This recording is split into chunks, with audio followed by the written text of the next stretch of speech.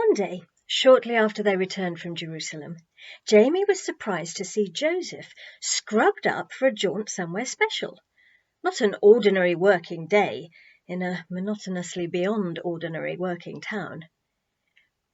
"Jamie," said Joseph, rather formal, and a little pointless as there was no one else there, "I'm going to Eli's house." Jamie brightened. He'd been looking forward to when they would have time to visit. "I'll come with you," he said. "No," said Joseph, surprisingly nervous. "I'm sorry, it's important." This sounded like business. "Do they want a table or a door?" said Jamie. "I could help you measure." "No," repeated Joseph, the word he seemed to feel safest with just now. "It's something I need to do by myself. Our neighbour will look after you." Jamie could not have made his nose crinklier or his frown glummer, but round he was dropped at the neighbours regardless. And what an age it was before Joseph returned and took his hand to lead him home without a word. Once they were back home, he sat Jamie on a little stool and faced him, clearing his throat as if about to deliver a lecture. Visiting Eli's house had apparently not made him any less nervous. "Jamie," he started, again with no one else there. "The thing is—" Jamie watched him struggle to find more words, ideally ones that might fit into some kind of sentence and possibly even make sense. Jamie decided to help him out. "Did you have a nice time?" "Yes," said Joseph. "The thing is—" "Was Mary there?" "Yes." Joseph swallowed hard. Even the few words he'd gathered for this tricky conversation seemed to be escaping from his head and running off to play. "You should marry her," said Jamie. "The thing is, Jamie, What?" Joseph stared at him, astounded, with every word or phrase he had ever known, from his very first utterance, tea towel, to the most recent he had heard, entomology, waving goodbye and dancing off into the sunset. "Mary," said Jamie, "you should marry her. Then she could look after me when you have to go out, and we could make up songs, and she could come and live at our house, so we wouldn't have to go to Eli's to see her." Joseph knew he was staring at Jamie boggle-eyed. He managed to grab back a few useful words and somehow string them together. "Yes. Wouldn't you not be not upset? Would like that if—" "I'd like it a lot," said Jamie, not noticing his father's unusual turn of phrase. "I'd specially like it if Dinah tells her how to make my favourite cakes." "I'm sure that could be managed," said Joseph, relieved to be thinking in proper sentences again. "Well, that's a very good idea, Jamie. Right, I'll do that. I'll marry Mary." He kneeled in front of Jamie's little stool. "Remember, though, you don't ever have to be jealous." Jamie was surprised. Why would he be jealous? "We might have children, God willing," explained Joseph. "Brothers and sisters for you. But you'd know I still loved you just as much, wouldn't you?" Jamie's eyes narrowed, considering. He'd seen small children. Those little wrigglers could be demanding, which would be inconvenient if they were doing it at a time when Jamie wanted to be demanding himself. He thought it through carefully. Lots of younger children, all looking up to him and thinking how clever he was. Yes, Jamie decided he could make it work. "As long as they know I'm the oldest," he said with satisfaction. So it was arranged that Joseph and Mary would get engaged, and the next thing to do was to have a big party. You don't need me to tell you how beautiful Mary looked, or that Joseph was very handsome and well turned out. I probably don't need to mention that most of the small town of Nazareth came along to wish them joy. You'll certainly already be aware that both Jamie and Clop ate way more cake than was good for them, yet somehow managed to keep piling it in without chucking up. Joseph and Mary stood with Rabbi Asher in front of everyone and made promises to God that they would marry, and lots of people cried. Then Clop sneaked up behind Joseph and pinned a sign on him saying "just betrothed," and lots of people laughed. An engagement party, and high hopes for the future. What a perfect end to the story. Thank you so much for watching. It's been lovely.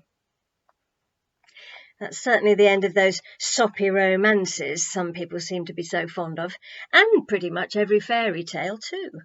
The couple whom we and all their friends just knew were right for each other and should get together have got together. What more is there for me to say, except that Jamie finally got the recognition he deserved as a prince? Miriam founded Jerusalem's first university at the age of 10, and they all lived happily ever after. But you know full well that there was far more in store for Joseph and Mary, don't you? Getting betrothed was just the start of their adventure. Joseph and Jamie worked very hard, getting their soon-to-be home together, spruced up and lovely for Mary to move into. Joseph felt that it was likely to be up to even his high standards by Hanukkah, so they agreed how wonderful it would be for Joseph and Mary to marry then, at that celebration of light in the dark, wet winter. With that hope spurring them on, Joseph and Jamie worked flat out. Jamie couldn't believe that at last he would have a mother in the house at Hanukkah, to light the pretty candles and say the special prayers each night. Mary was full of joy, getting more and more beautiful as the wedding drew nearer. And then something went wrong.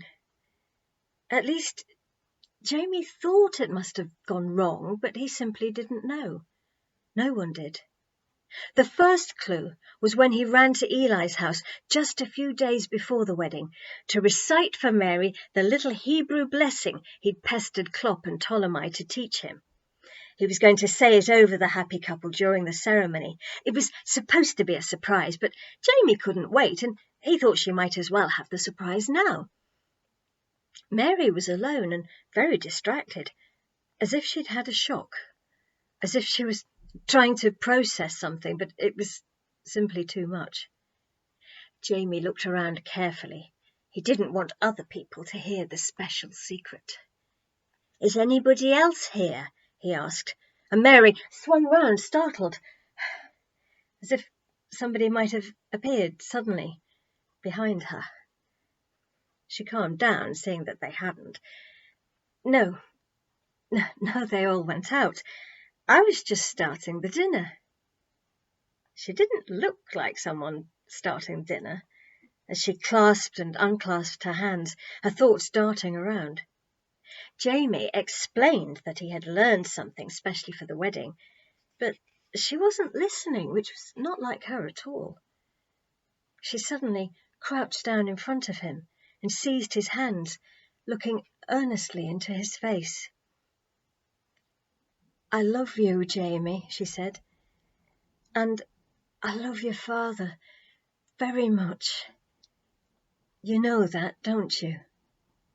"Yes, of course," said Jamie, wide-eyed in wonder. Mary looked so serious, but then she suddenly laughed, her face all lit up, just as Zechariah's had been, with that strange, unspeakable joy. Then she hugged Jamie. No, she clung to him and gave him one of her precious kisses. And then she pushed him gently to the door. "You'd better go. Goodbye. Remember, I love you." And somehow he was back out in the street, with the door shut in front of him, without quite knowing how it had happened. Jamie didn't know whether to tell his father. He didn't want to worry him, but it did seem so very odd that he felt they should do something. He was glad when, not long after, Joseph said he was going to see Eli to sort the final arrangements. Eli looked worried. At first it didn't seem he was even going to let them in. But then he thought twice and held the door open, trying to give a smile of welcome. "Hello, yes, come in, he said awkwardly as they entered, both looking around for Mary, though for very different reasons. "I'm afraid Mary isn't here. She's gone out." He hesitated, knowing that wouldn't do, but finding it very hard to say what he needed. "She's gone away. Gone. Yes, that's it. Mary has gone." Gone. Joseph stared at him. It was a simple word, but he couldn't even begin to understand it. Eli cleared his throat and fiddled with his hands. "She said she was going to stay with Elizabeth." Oh, that made sense. Joseph brightened with relief. "You must have had word from them. Is Elizabeth ill? Or Zechariah? I suppose a few of your family are making the journey." No, we've heard nothing. She's gone alone. She just said she was going to stay with Elizabeth." There was a silence as Joseph took it in. Travelling alone, a long journey, in winter, a couple of days before their wedding, without telling him or saying goodbye, without giving any reason. Mary had gone. Jamie looked up at his father, seeing the pain in his eyes. "Mary loves you," he whispered. "Oh, she does, Joseph," exclaimed Eli, nearly in tears. "I'm sure she loves you. I don't understand it." "The wedding," Joseph managed to say. "Yes, I know. We'll have to tell people that it's postponed." There was another pause in which the word cancelled hung heavily without anyone saying it. Joseph nodded a brief goodbye to Eli and led Jamie to the door. "Tell us if you hear from her," he said. And they went back to their home, so nice and comfortable now, but doubly empty as the person it had been made nice for had gone. Mary must be so brave, thought Jamie. He didn't know why she'd done it, but just the thought of her travelling for days on her own, with robbers sometimes wandering the countryside and not many places to find food or shelter. It must be something very important for her to go all that way alone, when he had seen how much she wanted to stay here and marry Joseph. "Maybe it's something to do with God," said Jamie to his father, as the two of them got ready to light the first candle for Hanukkah that night. "She's very kind. Maybe God nudged her heart to say that she needs to go to see Elizabeth. And maybe she felt she needed to go right away." "Maybe," said Joseph, and he sparked the flame that symbolized God's miraculous light coming into the darkness. Eli sent messages south to Judea with passing traders to try to find out what was happening, of course, but all he ever heard back was that Elizabeth, Zechariah, and Mary were well and sent their love. So they knew Mary had arrived safely, but that was all. Eli desperately wanted to go there himself, but he knew it would add to the gossip. Chasing after his daughter to bring her back? What would the townsfolk make of that? It would have looked even worse if Joseph had gone. Joseph maintained a dignified silence, and Eli tried to bluff it out, as if they'd known all about it. They could do nothing more. The memory of Mary's radiant face was some comfort to Jamie. Zechariah's joy as he laughed too, and Anna, up on her feet and unusually active, waiting for something big. Expectancy, that was what was in the air. Strange things were happening, yet they didn't seem afraid, quite the opposite. Jamie took hope from them and from the excited, fluttery tummy he got when he thought about it.